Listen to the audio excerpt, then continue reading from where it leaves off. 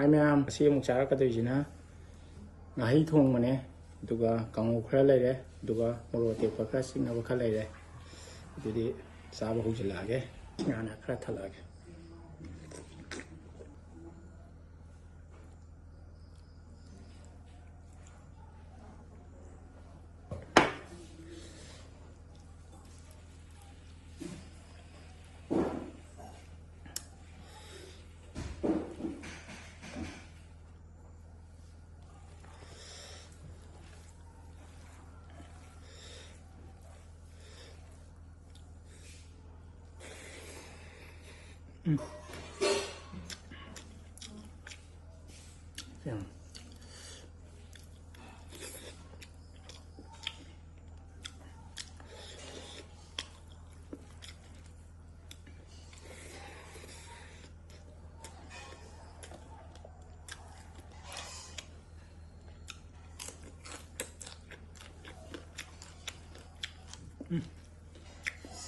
hỏi đi nào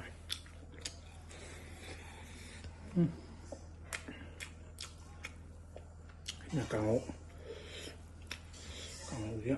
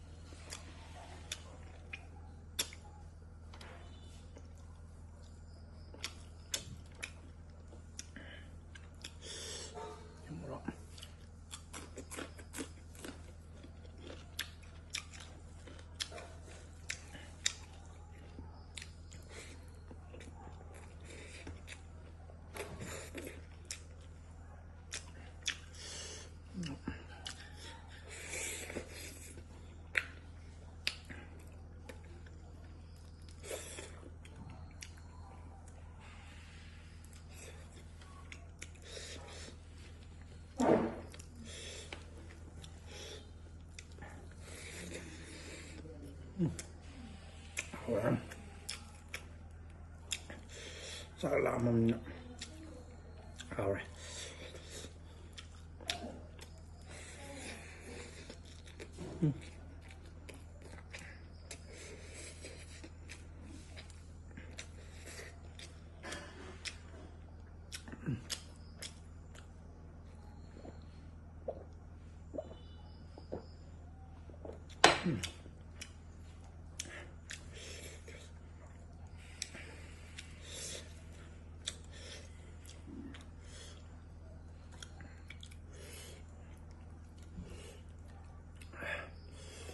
sepuluh kuarter lagi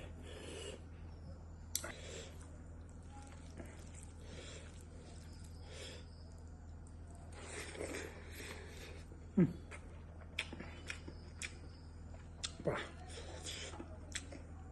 mau mày sẽ này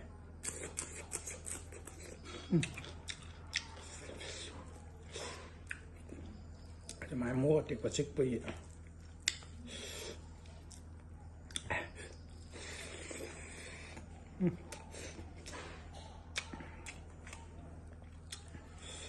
còn cho mày